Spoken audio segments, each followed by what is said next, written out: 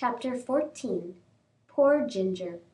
One day, while our cab and many others were waiting outside one of the parks where music was playing, a shabby old cab drove up beside ours. The horse was an old worn-out chestnut, with an ill-kept coat and bones that showed plainly through it. The knees knuckled over, and the forelegs were very unsteady. I had been eating some hay, and the wind rolled a little lock of it that way, and the poor creature put out her long thin neck and picked it up, and then turned round and looked about for more. There was a hopeless look in the dull eye that I could not help noticing, and then, as I was thinking where I had seen that horse before, she looked full at me and said, "Black Beauty, is that you?" It was Ginger, but how changed! The beautifully arched and glossy neck was now straight and lank and fallen in. The clean, straight legs and delicate fetlocks were swelled. The joints were grown out of shape with hard work.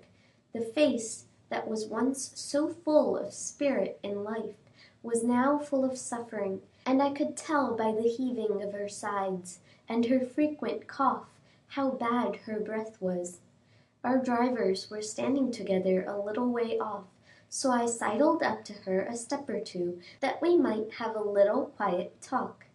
It was a sad tale that she had to tell. After a 12 months' run off at Earlshall, she was considered to be fit for work again, and was sold to a gentleman. For a little while she got on very well, but after a longer gallop than usual, the old strain returned, and after being rested and doctored she was again sold. In this way she changed hands several times, but always getting lower down. "And so at last," said she, "I was bought by a man who keeps a number of cabs and horses, and lets them out. You look well off, and I am glad of it, but I could not tell you what my life has been. When they found out my weakness, they said I was not worth what they gave for me, and that I must go into one of the low cabs and just be used up.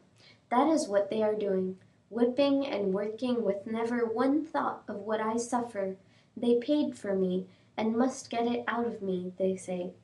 The man who hires me now pays a deal of money to the owner every day, and so he has to get it out of me too. And so it's all the week round and round, with never a Sunday rest." I said, "You used to stand up for yourself if you were ill-used." "Ah," she said, "I did once, but it's no use.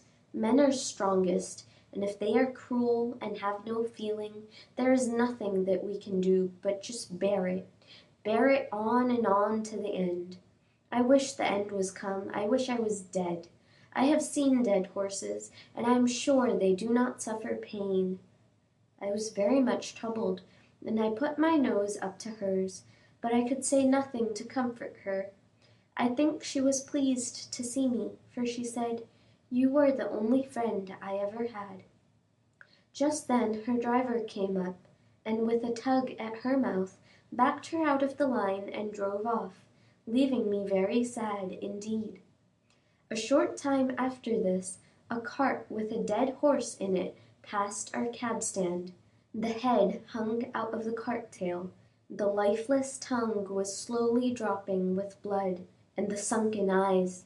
But I can't speak of them, the sight was too dreadful. It was a chestnut horse with a long, thin neck. I saw a white streak down the forehead. I believe it was Ginger.